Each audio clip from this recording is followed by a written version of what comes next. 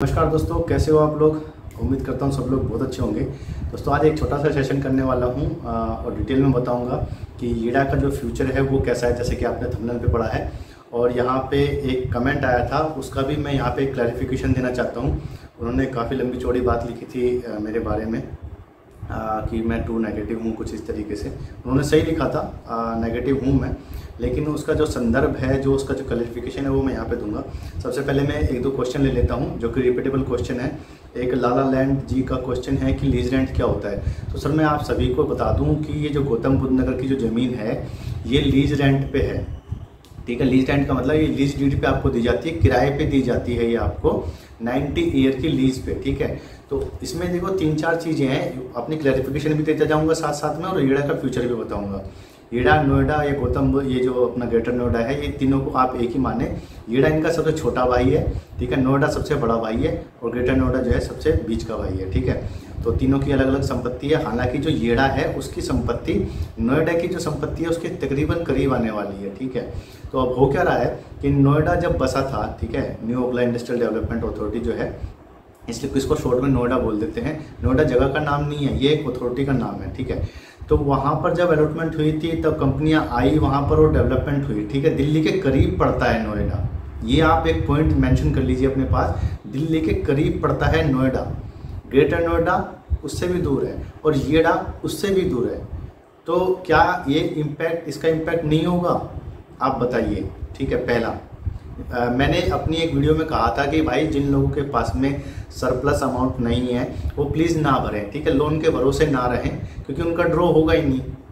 जो मैंने बोला वो सच है, अगर वो कहीं गलत है तो आप बताइए। मैंने किसी बिल्डर को या किसी कॉन्ट्रैक्टर को या किसी जो ठेकेदार घूम रहे हैं, जो क्या कहते हैं उनको, प्रॉपर्टी डीलर, मैंने किसी को बुरा नहीं कहा, वो अपना काम कर रहे हैं, कस्टमर अपना काम कर रहा है।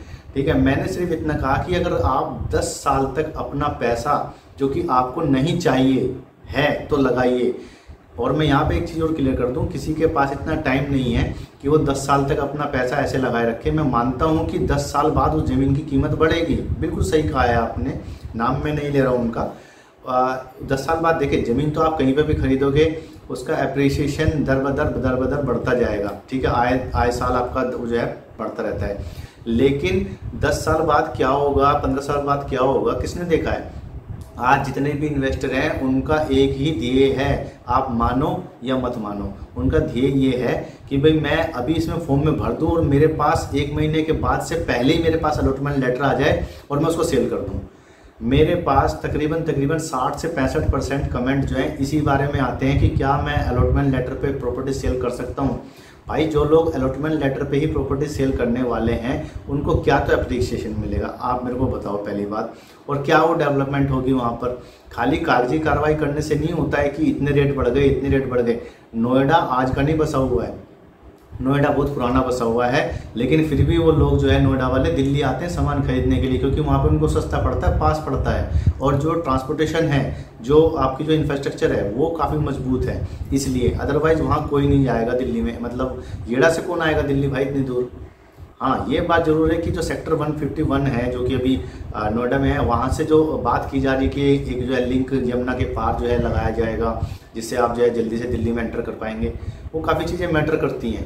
ठीक है, सारी चीज़ें मैंने आपको बता दी कि पैसा बढ़ेगा, जिसके पास में ज़्यादा पैसा है केवल वही पैसा लगाएं, क्योंकि ड्रॉ भी उन्हीं का ही होगा जो भाई 60 दिन के अंदर पैसा दे देंगे।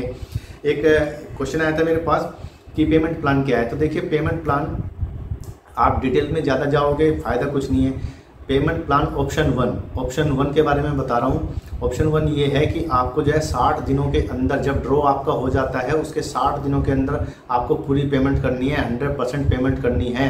अब आप मेरे को एक बात बताओ, 100 रुपये की चीज़ है, वो खाली 100 ही रुपये की नहीं है, उसमें और आगे चीज़ें जुड़ती हैं। तकरीबन 150 रुपये का पड़ता है आपको एक प्रोडक्ट। ठीक है, सरकारी खर्चे उसमें आते हैं, रजिस्ट्रेशन आता है आपका, PLC आता है आपका, लीज रेंट आता है आपका, स्टैम्प ड्यूटी वगैरह सब आता है। ये जो आपको जो एक वैल्यू बताई गई है, जिसकी मैंने बताई ना, रजिस्ट्रेशन फीस 10% है, येडा के अंदर की बात कर रहा हूँ, ऐसे ही नोएडा के अंदर की बात कर रहा हूँ।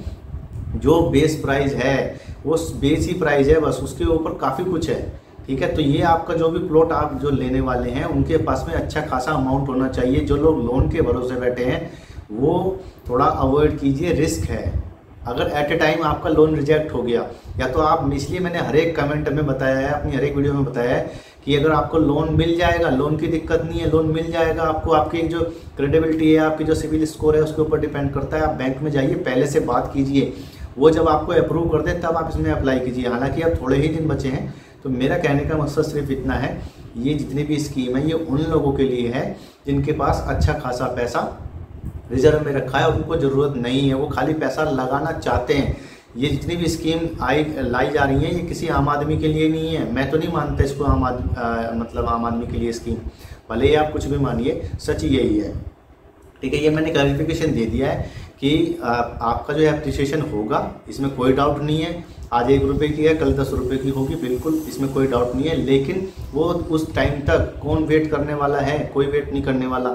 इसमें जितने भी लोग आते हैं वो सब प्रॉपर्टी को सेल करने के लिए स्कीम में आते हैं, मैं भी उनमें से एक हूँ। मैं ये नहीं कह रहा कि मैं नहीं हूँ। और प्रॉपर्टी के दाम तब बढ़ते हैं जब वहाँ पे डेवलपमेंट होगी। डेवलपमेंट ये नहीं होती कि आपने प्लॉट की कटिंग कर दी। डेवलपमेंट का मतलब है वहाँ पे आपके शॉपिंग मॉल चल रहे हैं, स्कूल चल रहे हैं, मेडिकल चल रहे हैं। ठीक है, जहाँ से धंधा होता है वहाँ रेवेन्यू आता है। खाली प्लॉटिंग करने से रेवेन्यू नहीं आता। जहाँ से कुछ मिलता है वहाँ पे प्लॉट की ज़्यादा कीमत होती है। खाली रहने से प्लॉट की कोई कीमत नहीं होती। रहने को तो गाँव में भी लोग रह रहे हैं मेरे भाई।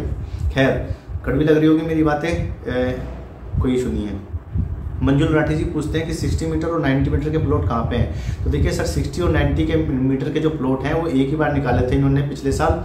वो सेक्टर 18 में है। ठीक है, 8 नंबर ब्लॉक करके है, जो कि आपको मैंने एक वीडियो में बताए हुए, आप मेरे वो वीडियो देख सकते हैं। वहाँ पे भी खेती हो रही है, आपको पता भी नहीं लगेगा कि कहाँ से स्टार्ट और कहाँ ख़त्म है। कि खाली लीड़ा वाले ही जानते हैं कि कहाँ पर क्या बनाया हुआ उन्होंने मैप के अंदर। फिजिकल वो भी जो है ना घूम जाएंगे। खैर, अंजलि जी पूछती हैं हाउ टू पे the payment after challan generation. तो देखिए मैंने ये बताया हुआ है कि जब जैसे ही कोई लोग, जो भी लोग हैं, वो सबसे पहले चालान जनरेट करके रख लें।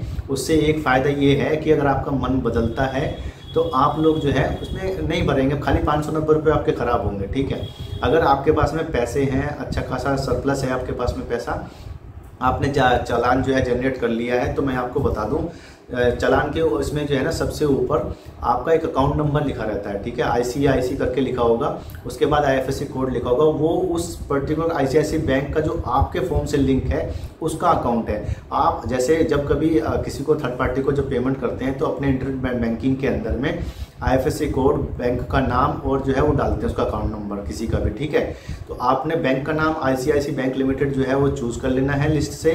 उसके बाद में अकाउंट नंबर आपने डालना है, उसके बाद में आपने डालना है ये अपना IFSC कोड। तो वहाँ पे आपको जो है ब्रांच दिखा देता है। जैसे ही आपकी ब्रांच आ जाएगी आप उसको ऐड कर लीजिए। बॉम्बे की ब्रांच होगी, मैं हर वीडियो में आपको बता रहा हूँ। आपने वो सेव कर ली। सेव करने के बाद जैसे ही आपका बैंक आपको अलाउ करता है पेमेंट करने के लिए, तो आपने नेट बैंकिंग के थ्रू उसी अकाउंट में उतनी पेमेंट कर देनी है। उसके बाद आप अपने डैशबोर्ड में जाएंगे, जो येड़ा का डैशबोर्ड है।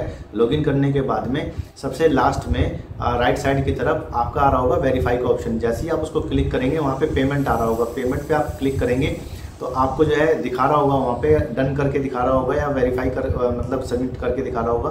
पहले अब क्या दिखा रहा है मुझे नहीं मालूम है। पहले डन करके दिखाता था, यानी पेड करके आता था। ठीक है, अभी शायद सिस्टम कुछ चेंज हुआ हो तो कह नहीं सकता, क्योंकि मैंने अभी तक पेमेंट इसमें नहीं की है। मैं अपने पुराने एक्सपीरियंस के हिसाब से आपको ये चीज़ें बता रहा हूँ। ठीक है, बहुत आसान है, कोई मुश्किल नहीं है, कहीं नहीं जाना आपको। ठीक है, अगर आपको नेट बैंकिंग नहीं है तब आपने अपना चेकबुक लेना है, उसमें वो जो है यमुना का जो है वो लिखना है और बैंक का अकाउंट नंबर और IFSC कोड लिख करके बैंक में जा करके सिर्फ बोलना है कि भाई मैंने इसका जो है पेमेंट करनी है, आप मेरे को बता दो, वो आपको बता देंगे, कोई इशू नहीं है। प्रभात जी का क्वेश्चन था फ्यूचर ऑफ येड़ा। देखिए सर, फ्यूचर ऑफ येड़ा काफ़ी अच्छा है क्योंकि वो एयरपोर्ट की वजह से है और कोई वहाँ पे ऐसी चीज़ नहीं है। मैं मानता हूँ काफ़ी सारे प्रोजेक्ट हैं, लेकिन सर फार्मूला 1 की वजह से क्या हुआ है? फार्मूला 1 भी तो है वहाँ पर, क्या हुआ? कुछ भी नहीं हुआ।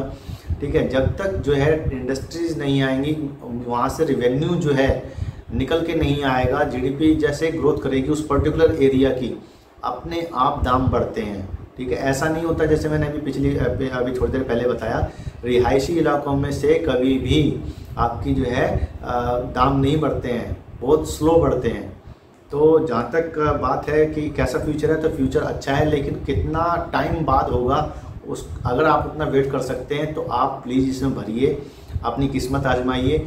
अगर आप नहीं वेट कर सकते हैं तो मत भरिए। सिंपल सी बात इतनी है। किसी को बुरी लग रही है तो अच्छी बात है, अच्छी लग रही है तो अच्छी बात है ही। और मेरी जो चैनल है उसको आप सब्सक्राइब कर सकते हैं अगले अगर क्वेश्चनों के जो है आंसर लेने के लिए। बाकी और भी चीज़ें मैं इसमें डिटेल में बना दूंगा। लीज रेंट की पूछा था मेरे को, हाँ लीज रेंट का मैंने थोड़ा सा पोर्शन छोड़ दिया था।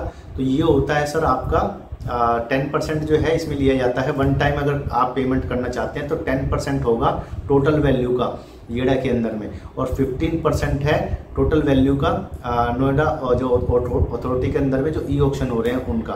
अगर आप एक टाइम पेमेंट नहीं करते हैं तो आपको बहुत ही महंगा पड़ने वाला है, ठीक है, आपको बहुत महंगा पड़ेगा येड़ा में भी और नोएडा में भी। तो मैं आपको सजेस्ट करूंगा कि आप इतना पैसा अपने पास रखें कि येड़ा के अंदर 10% और नोएडा अथॉरिटी के अंदर 15% एक साथ लीज रेंट, यानी आप किराया दे रहे हो 90 साल का एक साथ।